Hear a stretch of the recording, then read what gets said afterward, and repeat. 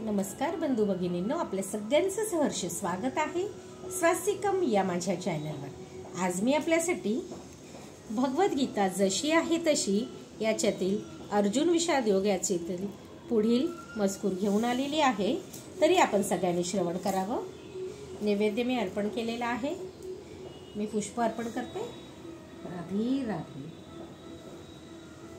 हरे कृष्ण कृष्ण कृष्ण हरे हरे।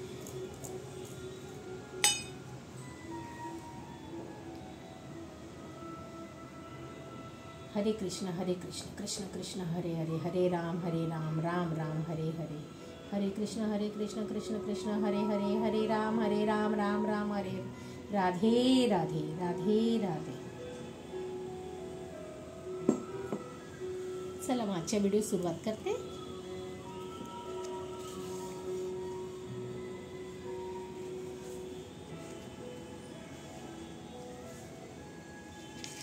हरे कृष्ण कृष्ण कृष्ण हरे हरे। हरे राम राम राम हरे हरे। राधे राधे।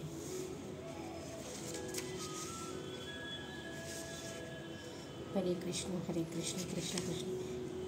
आपल्याला जर माझे व्हिडिओ खरंच आवडत असतील तर आपण माझ्या चॅनलला नक्कीच सबस्क्राईब करा, माझ्या व्हिडिओला लाईक करा आणि कमेंटमध्ये हरे कृष्ण कृष्ण कृष्ण हरे हरे किंवा राधे कृष्ण लिहायला विसरू नका। आणि आपण आपल्या आप्तजनांबरोबर पण शेअर करू शकता, कारण भगवद्गीता हे एक अशी पोथी आहे की ह्याच्यातून आपल्याला आपल्या प्रत्येक प्रश्नाचं उत्तर नक्कीच मिळतं। तर आपल्याला जर पठण करण्यासाठी वेळ नसेल तर नक्कीच आपण ते श्रवण करू शकता। चला मग आजच्या मजकुरात सुरुवात करते। श्री गणेशाय नमः। श्री सरस्वतीभ्यो नमः। कुलशय प्रणशयन्ति कुलधर्मः सनातनः धर्मे नष्टे कुलं कृत्य धर्मो विभवतु। कुळाच्या नाशामुळे शाश्वत वंशपरंपरा नष्ट होते आणि यामुळे उर्वरित कुटुंब अधर्म करण्यात गुंतले जाते।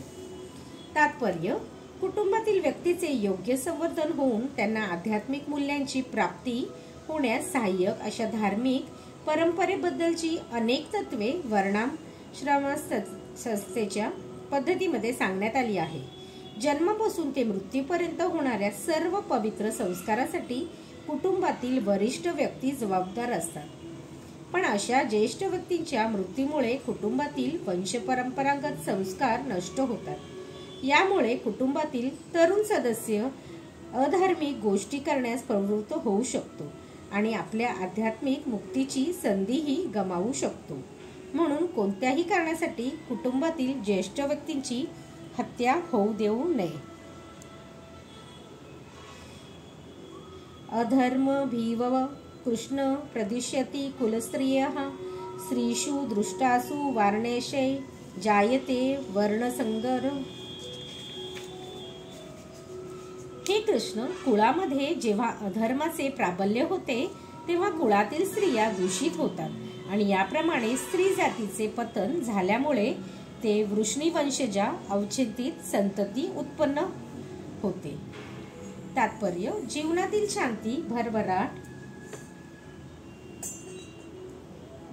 शांती भरभराट आणि आध्यात्मिक प्रगती यासाठी समाजातील सभ्य लोकांची संख्या ही मूलभूत आधारे आहे। राष्ट्राच्या आणि समस्त लोकांच्या आध्यात्मिक उन्नतीसाठी योग्य आणि चांगल्या लोकांची समाजामध्ये संख्या वाढावी यासाठी वर्णाश्रम धर्मातील मूळ तत्वांची रचना करण्यात आली आहे।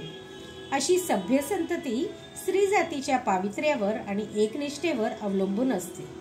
ज्याप्रमाणे मुले ही वाममार्गाला लागू शकतात त्याचप्रमाणे स्त्रियांचे अधपतन ही सहजपणे घडू शकते। म्हणून लहान मुले, स्त्रिया तसेच त्या दोघांनाही कुटुंबातील ज्येष्ठ व्यक्तींकडून संरक्षणाची आवश्यकता असते। विविध धार्मिक व्रतवैकल्य करण्यात मग्न राहिल्यास स्त्रिया व्यभिचाराच्या वाममार्गाकडे जाण्यास प्रवृत्त होणार नाहीत। चाणक्य पंडिताच्या मताप्रमाणे सामान्यतः स्त्रिया फार बुद्धिमान नसतात आणि त्यामुळे विश्वासूही नसतात। म्हणून वंशपरंपरागत विविध धार्मिक कार्यामध्ये त्यांना सतत व्यस्त ठेवणे आवश्यक असते।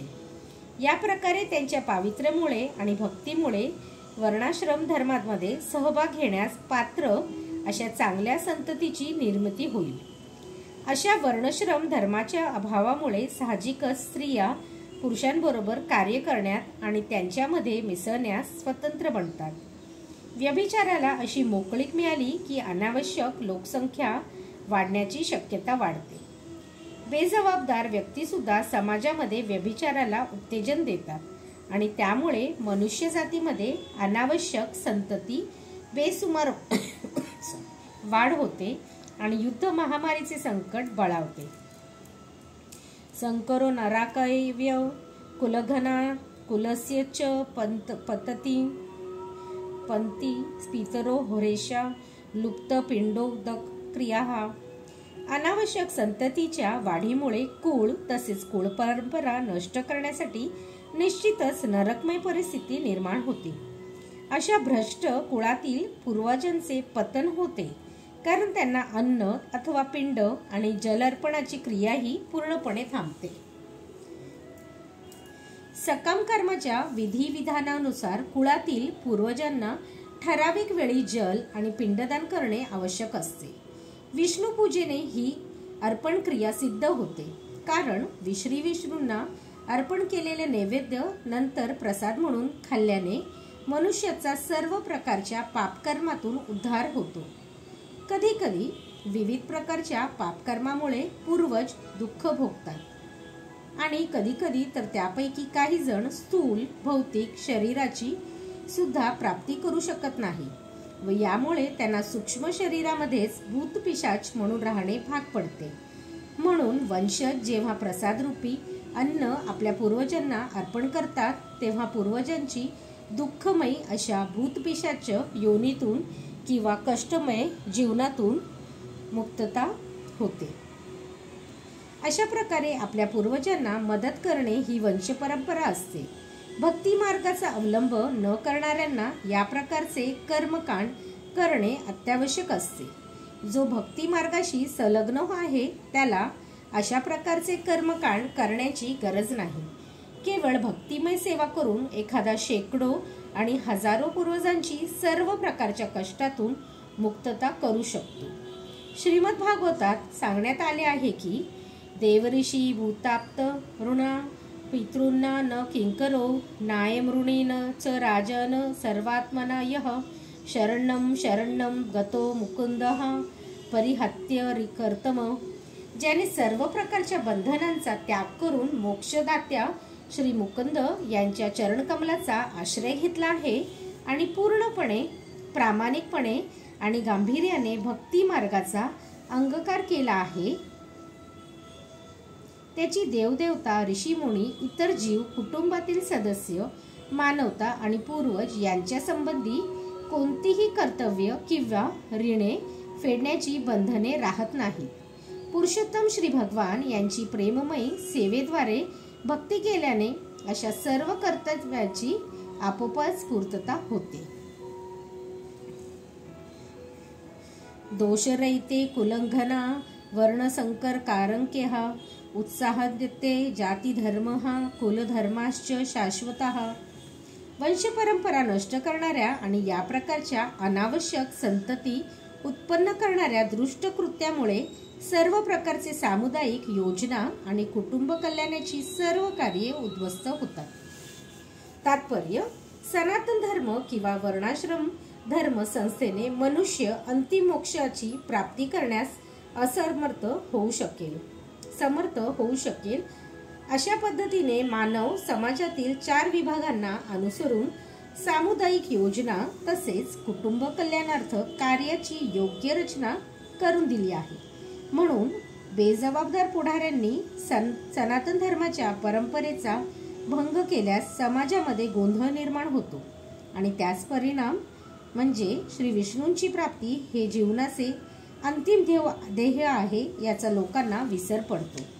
अशा पुढाऱ्यांना अंध म्हटले जाते आणि जे लोक अशा नेत्यांचे अनुसरण करतात ते निश्चितपणे गोंधळून जातात.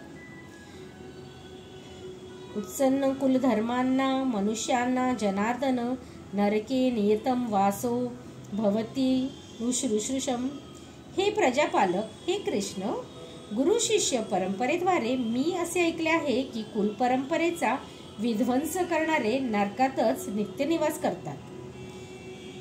तात्पर्य: अर्जुनाचा युक्तिवाद आणि त्याचे वैयक्तिक अनुभवावर नव्हे तर त्याने आचार्यांकडून जे ऐकले होते त्यावर आधारित होता. वास्तविक ज्ञानप्राप्तीचा हाच मार्ग आहे. अशा ज्ञानात प्रथमापासूनच स्थित झालेल्या योग्य व्यक्तीच्या मदतीशिवाय वास्तविक ज्ञानाचा अंतिम ध्येयाकडे पोहोचता येत नाही. वर्णाश्रम संस्थेतील एका पद्धतीनुसार मनुष्याला मृत्यूपूर्वी आपल्या पापकर्माचं प्रायश्चित करण्यासाठी विशिष्ट विधी करावा लागतो. जो नेहमी पापकर्मच करण्यात गुंतला आहे त्याने या प्रायश्चित विधीचा उपयोग करून घेतलाच पाहिजे. असे न केल्यास त्या व्यक्तीला पापकर्माचे फळ म्हणून दुःखमय कष्टमय जीवन भोगण्यासाठी निश्चितपणे नरकातच घातले जाते. अहो बत महत्पापम कर्तु व्यवस्थिता वयम यद्राज्य सुखलोभेन हंतु स्वजन मुद्यतः. अरे रे, आम्ही महाभयंकर पाप करण्यास तयार झालो आहोत. हे किती चमत्कारिक आहे. राज्य सुख भोगण्याच्या लोभाने उद्युक्त झाल्यामुळे आम्ही आमच्या नातलगांनाही मारण्यास तयार झालो आहोत. तात्पर्य: स्वार्थी हेतूने प्रेरित झाल्यामुळे मनुष्य आपल्या स्वतःच्या बंधूंची, पित्याची अथवा मातेची हत्या करण्याइतके पापकर्म करण्यास प्रवृत्त होऊ शकतो. जगाच्या इतिहासामध्ये अशी अनेक उदाहरणे आहेत. पण अर्जुन हा भगवंताचा साधू वृत्ती युक्त भक्त असल्यामुळे त्याला नेहमी नैतिक तत्वांची जाणीव असे व म्हणून तो अशी कर्मे करण्याचे टाळत असे.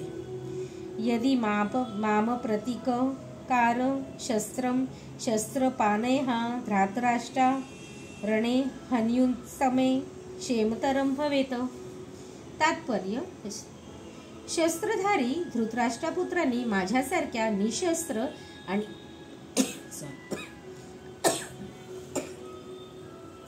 आणि प्रतिकार न करणाऱ्यांची हत्या केली तर तेच माझ्यासाठी अधिक चांगले होईल. तात्पर्य: युद्धाला तयार नसलेल्या व निशस्त्र असलेल्या शत्रूवर हल्ला करू नये हा क्षत्रियांचा युद्धतत्वामधील एक नियम आहे. परंतु अशा विचित्र परिस्थितीमध्ये सुद्धा शत्रूने हल्ला केला तरीही अर्जुनाने प्रतिकार न करण्याचा निर्णय घेतला. विरुद्ध पक्ष युद्ध करण्यासाठी किती उत्सुक आहे याचा विचारही अर्जुनाने केला नाही. भगवंतांचा महान भक्त असल्यामुळे तो सहृदय होता व त्यामुळे त्याच्यामध्ये ही लक्षणे दिसून येत होती. संजय उवाच: एव मुक्तावर्जुनः संकय रथोपस्थ उपविशिद विसृज्य सशरम चापम शोकसम विघ्नमानसः. संजय म्हणाला, रणभूमीवर याप्रमाणे बोलणं झाल्यानंतर अर्जुनाने आपले धनुष्यबाण बाजूला टाकले आणि मनामध्ये अत्यंत शोकाकुल होऊन रथामध्ये खाली बसला. तात्पर्य: आपल्या शत्रूच्या व्यूहरचनेचे अवलोकन करताना अर्जुन रथामध्ये उभा होता, पण तो शोकाने इतका व्याकुळ झाला होता की आपले धनुष्यबाण बाजूला ठेवून तो पुन्हा खाली बसला. भगवत भक्तीमधील अशा दयाशील आणि सहृदय व्यक्ती आत्मज्ञान प्राप्त करण्यास सर्व प्रकारचे योग्य आहे. या प्रकारे भगवद्गीतेचा अर्जुन विषाद योग या पहिल्या अध्यायावरील भक्ती वेदांत भाष्य संपन्न झाले. श्री कृष्ण पर्णमस्तु. शुभम भवतु शुभम भवतु शुभम भवतु. ह्याच्या नंतरचं जे आहे ते आहे सांख्य योग. पण आपल्या सगळ्यांनाच माहिती आहे, जे माझे सबस्क्रायबर आहे त्यांना, की माझ्याकडे रेणुका आईचं ठाणं आहे. तर श्री रेणुका देवीची यात्रा कोकुटनूरला आहे, तर मी त्याच्यासाठी जाणार आहे. तर सांख्ययोग जे आहे तिथून परत आल्यावरच मी त्याचं पठण करेन. तर त्याच्यासाठी क्षमा असावी आणि नक्कीच आपल्याबरोबर कोकुटनूर यल्लम्मा देवीचं तिकडचं सगळं काही मी आपल्या सगळ्यांबरोबर शेअर करेन. धन्यवाद. हरे कृष्ण कृष्ण कृष्ण हरे हरे, हरे राम राम राम हरे हरे. राधे कृष्ण.